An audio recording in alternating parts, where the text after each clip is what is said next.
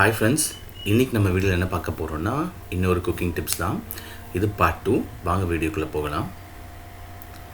First tips பாத்தீங்கன்னா பிரண்டை. இந்த பிரண்டை துவையல் யூசுவலா பிரண்டைல துவையல் தான் பண்ணுவாங்க. சோ அது எப்படி பண்றதுன்னு பார்க்கலாம். இது வந்து பாத்தீங்கன்னா உடம்புக்கு பித்தம் இருக்குன்னா இது வெளியேற்றும். and then பசி எடுக்காம இருக்குன்னா நமக்கு இது சாப்பிட்டீங்கன்னா நல்ல பசி எடுக்கும். சோ இது மருத்துவ குணம் உள்ள ஒரு பிரண்டை தான். இது வந்து பாத்தீங்கன்னா இந்த ஸ்கின் இருக்குல அந்த மூணு சைடு இருக்கு. இது நல்லா நீங்க வாஷ் பண்ணிட்டு அதை எடுத்துறணும். உள்ள இருக்கிற சதம் பகுதி மட்டும் எடுத்துட்டு நீங்க நல்லெண்ணெய் விட்டு நல்லா வதக்கணும். வதக்கிட்டு and then இது கூட வந்து பாத்தீங்கன்னா தேங்காய், புளி, காஞ்ச மிளகாய், கடலைப்பருப்பு, உளுத்தம் பருப்பு இதெல்லாம் நல்லா நல்லெண்ணெயில வதக்கிட்டு நல்லா ரூம் டெம்பரேச்சர்ல ஆற வச்சிட்டு கொஞ்சம் பெருங்காயம், உப்பு இதெல்லாம் போட்டு நீங்க மிக்ஸில அரைச்சுக்கலாம். இல்ல நீங்க அம்மியில அரைச்சுக்கலாம். இது சாதத்தோட பிசைஞ்சு சாப்பிடலாம். நல்லெண்ணெய் விட்டு நீங்க சாதத்தோட பிசைஞ்சு சாப்பிட்டீங்கன்னா ரொம்ப செம்ம டேஸ்டா இருக்கும். இல்ல இது ஒரு சைடு டிஷ்ஷாவும் நீங்க யூஸ் பண்ணிக்கலாம். கண்டிப்பா இத ட்ரை பண்ணுங்க. உடம்புக்கு ரொம்ப ரொம்ப நல்லது. அடுத்த டிப்ஸ் வந்து பாத்தீங்கன்னா ஹோம்மேட் பீஸா. ஓகே சோ ஹெல்தியா எப்படி ஒரு பீஸா செய்யலாம்ன்றத பார்க்கலாம் வாங்க.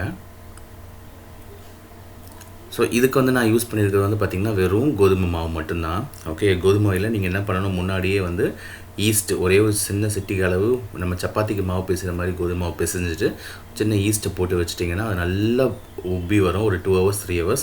அதுக்கு அப்புறம் அதுக்கு மேல நீங்க அந்த ரெட் கலர் பேஸ்ட் யூசுவலா தடவாங்க. ஓகேங்களா? அதுக்கு நீங்க என்ன போடணும்னா டொமேட்டோ, ஒரே ஒரு ஆனியன், கொஞ்சம் காஞ்ச மிளகாய், முடிஞ்சா காஷ்மீரி சில்லி இது நல்லா ஊற வச்சிட்டு and then அது எண்ணெயில வதக்கிட்டு நீங்க நல்லா பேஸ்ட் அரைச்சுக்கோங்க. அதுக்கு மேல டாப்பிங் போடுறது உங்களோட விருப்பம் தான். நீங்க வந்து பன்னீர் போடலாம், இல்ல கார்ன் போடலாம், இல்ல மஷ்ரூம் போடலாம். இதெல்லாம் முன்னாடியே ப்ரிப்பேர் பண்ணி அது மேல போடணும். along with நீங்க ஒவ்வொரு இன்ச்சுக்குமே வந்து நீங்க சீஸ் போடணும். மொசரல்லா சீஸ்னு வந்து தனியா விக்குது. அதை நீங்க சீவி போட்டுடலாம். Okay and then slice cheese இருக்கு. நீங்க அதையும் அப்ளை பண்ணலாம். ஓகே இப்போ வந்து பாத்தீங்கன்னா இது மைக்ரோ ஓவன்ல வச்சிருக்கோம். இது மைக்ரோ ஓவன் இல்லாதவங்க நீங்க நார்மல் அடுப்புல பேன்ல நம்ம சுத்தி கேக் பண்றாங்க பாத்தீங்களா? இப்போ ரீசன்ட்டா நிறைய உப்பு வச்சலாம் கேக் பண்றாங்கல அந்த மாதிரியே நீங்க இத ட்ரை பண்ணலாம். இல்ல நார்மல் பேன்லயே இத போட்டுட்டு மூடி வச்சு லோ ஃப்ளேம்லயும் பண்ணலாம். இதுக்கு மேல நான் பெப்பர் போட்டு சாஸ் ஊத்தி சாப்பிடுறோம். நீங்களும் ட்ரை பண்ணி பாருங்க. வெளியே வாங்குறதுக்கு பதிலா நம்ம வீட்லயே சிம்பிளா இந்த மாதிரி ஒன்னு செஞ்சு நம்ம கொடுக்கலாம் பசங்களுக்கு. ஹெல்தி பீஸா.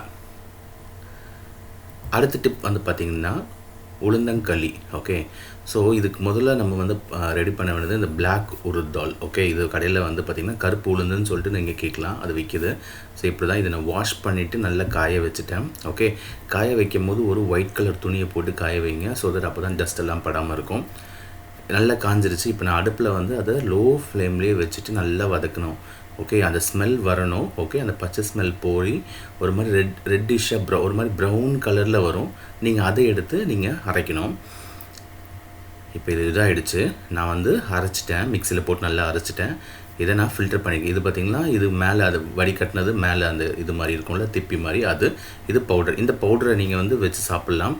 இது கூட நீங்க வெல்லம் நல்லெண்ணெய் விட்டு செஞ்சு சாப்பிட்டா உடம்புக்கு அவ்வளவு நல்லது. இந்த பவுடர் வந்து பாத்தீங்கன்னா நீங்க ஒரு டைட் கண்டெய்னர்ல போட்டு யூஸ் பண்ணிக்கலாம். and then இந்த மேல இருக்கிற திப்பியை வந்து இட்லி பொடியோட சேர்த்துக்கலாம். இந்த வீடியோ பிடிச்சிருந்தா லைக் பண்ணுங்க, கமெண்ட் பண்ணுங்க, Subscribe பண்ணுங்க. Thanks for watching.